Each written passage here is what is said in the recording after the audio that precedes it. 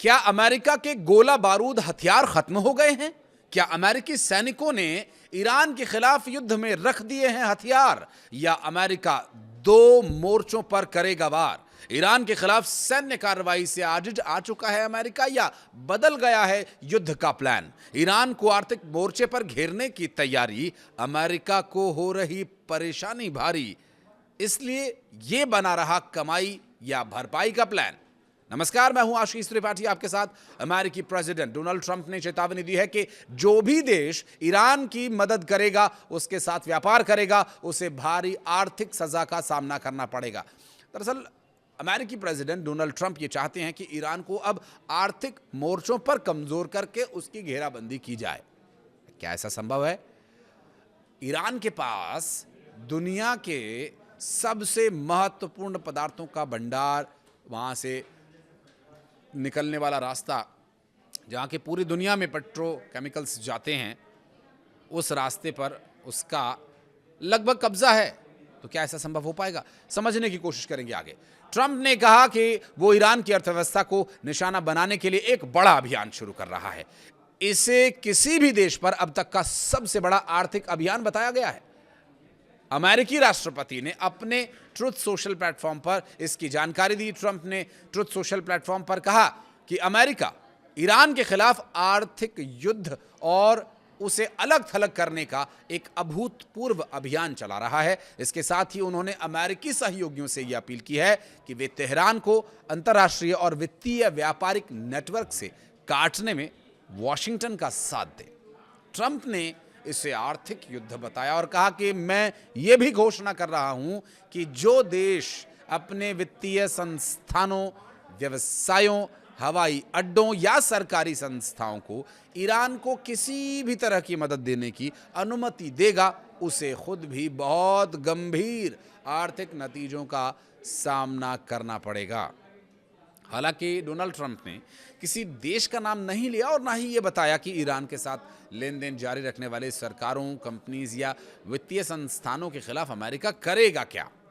दरअसल अब तक ओवरऑल जो नज़र आया, अमेरिका ने ग्राउंड ऑपरेशंस चलाए, अमेरिका ने हवाई हमले किए, ड्रोन्स भेजे जो नेस्तो नाबूद हो गए और अपने 2-3 युद्धपोत भी वहाँ लगा दिए जिससे कि वो स्ट्रेट ऑफ हॉर्मुज पर पूरी तरह से कब्जा कर सके। कुछ भी कामयाब नहीं हुआ। अमेरिका ईरान को किसी भी तरह से घुटनों पर नहीं ला पाया। हाँ, बातचीत की टेबल पर ईरान हमेशा से आने के लिए तैयार रहा, क्योंकि ईरान को अपने नागरिकों की चिंता है। ईरान को पूरी दुनिया की इस बात को लेकर चिंता है कि अब तेल गैस की आपूर्ति अगर नहीं होगी तो समस्या होगी और इससे ईरान को भी नुकसान है।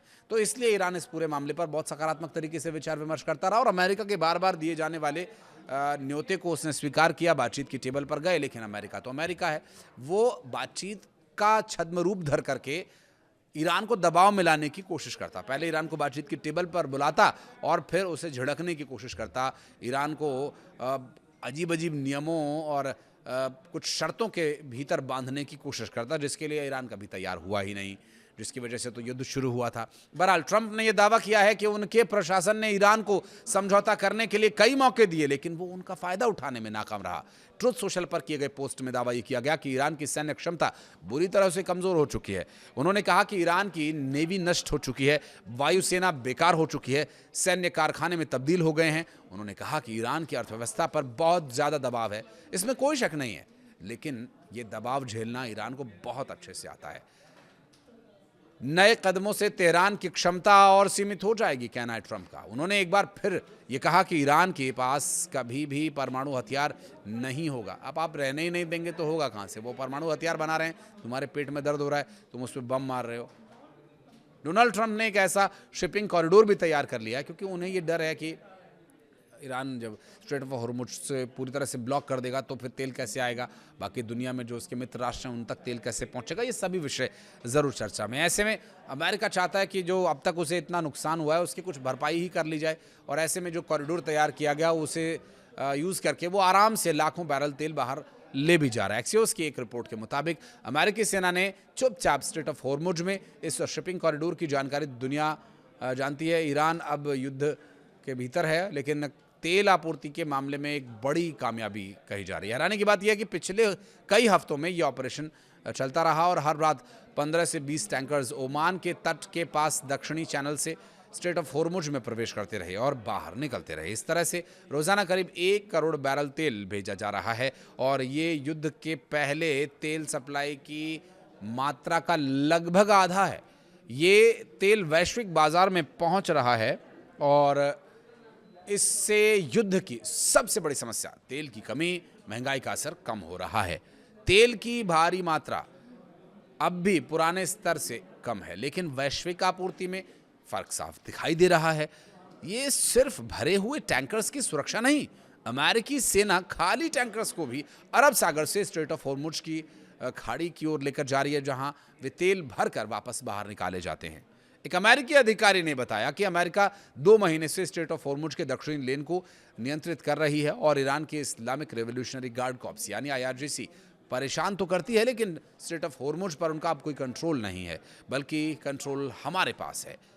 ये टास्क फोर्स नॉर्थ कैरोलिना के फोर्ट ब्रैड स्थित आर्मी हेडक्वार्टर्स से चल रही है और ये खाड़ी के सहयोगी देशों के साथ मिलकर के काम कर रही है। पिछले 2 हफ्तों में हर रात 15 से 20 टैंकर्स दक्षिणी चैनल से आ रहे जा रहे हैं। औसत निर्यात बढ़ाकर करीब 1 करोड़ बैरल तेल हर रोज हो गया है। कुछ रातों में 1.5 से 2 करोड़ बैरल का तक तेल निकाला जा रहा है। राष्ट्रपति ट्रंप ने एक्सियोस से कहा कि स्ट्रेट ऑफ होर्मुज से गुजरने वाले बहुत ज़्यादा तेल की मात्रा में ये भी स्पष्ट है कि अभी ईरान से कोई बातचीत नहीं हो रही। ट्रंप ने स्पष्ट कहा कि ईरान के साथ बातचीत करने का समय नहीं है, क्योंकि उनसे बातचीत करना मतलब समय को बर्बाद करना। वे नेगोशिएशन अब नहीं चाहते हैं, नेगोशिएशन को आगे बढ़ाना ट्रंप नहीं चाहते हैं।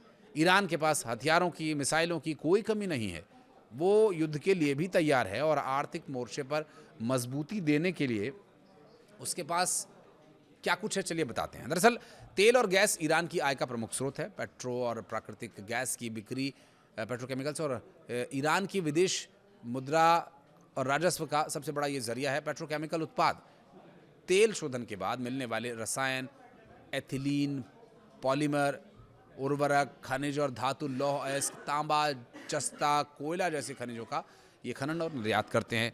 कृषि और अन्य उत्पादों का, जिसमें केसर दुनिया का सबसे बड़ा उत्पादक यहाँ पर ईरान है, और पिस्ता, खजूर, सूखे मेवे जैसे महत्वपूर्ण इंग्रेडिएंट्स ये बेचते हैं, जिसके ये प्रमुख आय का साधन है। अब आप ऐसे में सोचिए कि अगर वो सारी सीमाओं को भी सील कर दे तब भी वो ईरान की आय को नहीं रोक सकते। अब आर्थिक नाकेबंदियां तो देखिए काफ़ी समय से जारी हैं, उसके बाद भी सर्वाइव कर रहा है ईरान। यही है अमेरिका के लिए बहुत बड़ी टेंशन। आप कुछ कहना चाहें तो बताइएगा। वीडियो को यहाँ तक देखने के लिए धन्यवाद।